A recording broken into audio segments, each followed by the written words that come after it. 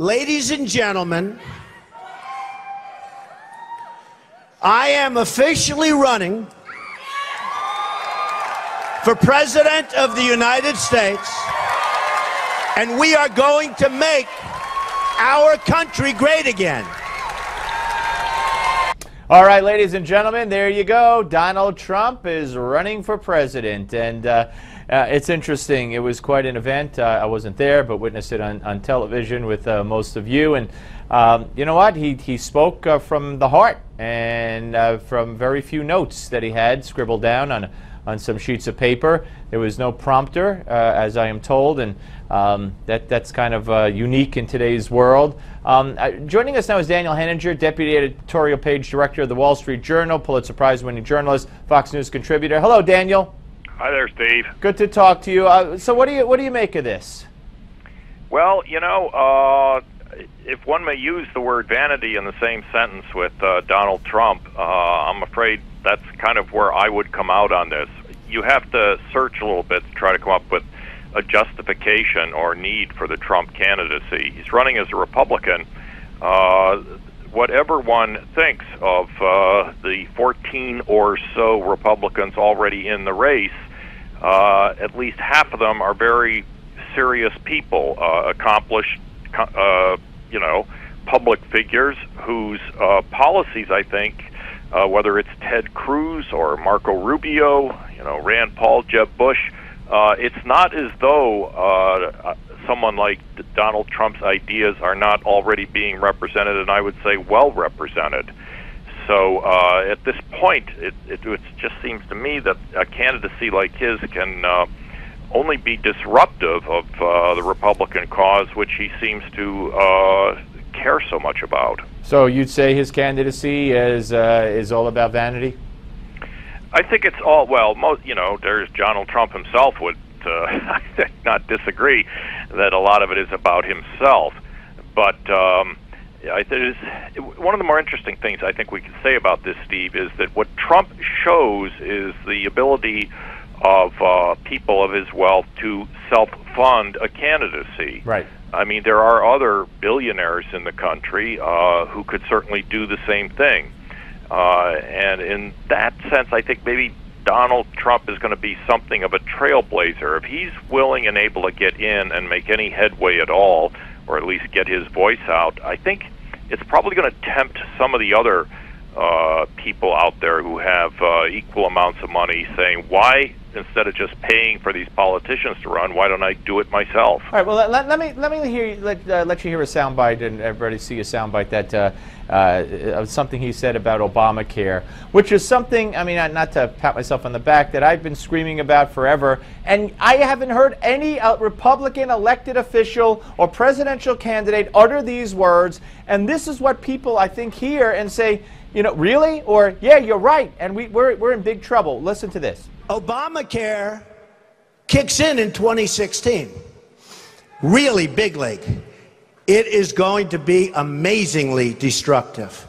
We have to repeal Obamacare, and it can be replaced, and it can be replaced with something much better for everybody. Let it be for everybody, but much better and much less expensive for people and for the government. And what he talked about specifically was the $6,000 deductibles that people are paying now, and that most people don't know about this because the mandate has been pushed down back to, as he said, 2016, when tens of millions of people who are working are going to lose the plans they have, and they're going to fall victim to what the few who have found these deductibles and losing their doctors and losing their health care have found. And nobody is saying that. Yeah. The sticker shock is finally beginning to settle in and hit people. But my point is, it takes a regular person, maybe not regular from the sense of finances, but a novice, speak from what I believe in, read it off my sleeve, to say this, because I haven't heard it from any Republican elected official.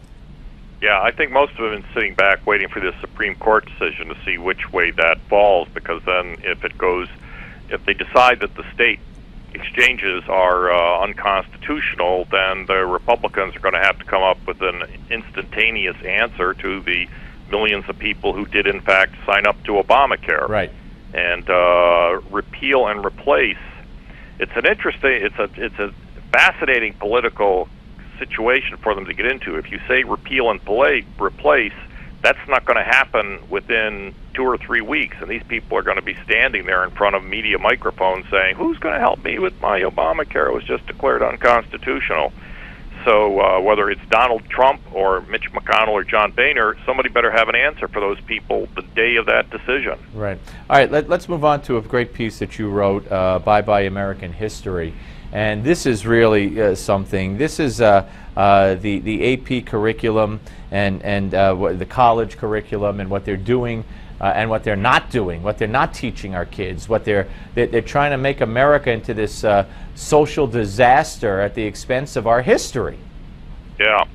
Yeah, this is the College Board's revision of the AP U.S. History exam, which has been in the works for 7 years, and some of it's already being taught, and conservatives have criticized it, and I decided to join the fray in my most recent column, because the final revision is due at the end of July, and that's the course then that thousands and thousands of high school kids will have to take. And I read through all 130 or so pages of it, and one can only conclude that students are being essentially steered, guided in this course towards a basically statist, guilt-ridden view of American history from 1490 onwards. The board, the authors of this revision themselves say they want to emphasize the years 1491 to 1607. Right. Columbus was a criminal, right, and a rapist and a murderer, and the Europeans brought disease and pestilence to the American Indians and enslaved African Americans, and that was the history. That's the first 150 or so years of America. But Daniel, how does this happen? How did these people who are writing this get to be the people writing this? Who signed off on this? How did we get here? Well, the institution is the College Board, which incidentally told me in a telephone conversation that the revision was being revised itself, and that those of us who criticized it would not be so upset. We shall see about that. But let's face it, Steve, this is a rewrite of American history that's been going on in academia for at least 25 or 30 years. The idea that the United States, the people who went across the frontier over its 200 or 300 year history, that mainly what they should acknowledge is the guilt that they must share for what they did to the Indians and slavery and all the rest of it. And it's such a tendentious, one-sided, guilt-ridden account of what this country stood for. And at the end of the day, where they come out basically is the only reason that we have avoided becoming the worst country in the world is because the government, the state, stepped in and made it all right. Right.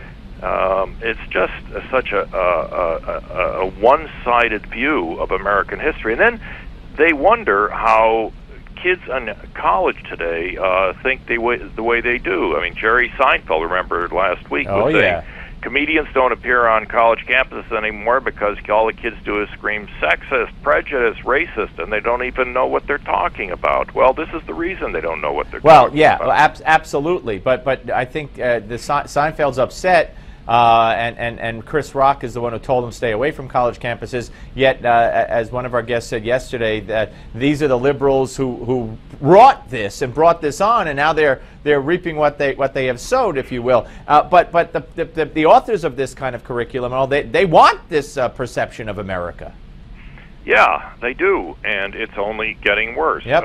You've probably talked about trigger warnings on your show, where professors are now supposed to announce ahead of their courses and classes whether anything in it is going to offend somebody on the phone. Daniel, it's just total insanity. Everybody go to Wall Street WSJ.com and read this piece by Daniel Henninger. Thank you, Daniel. John Philip Sousa, the fourth, is next. Don't go away.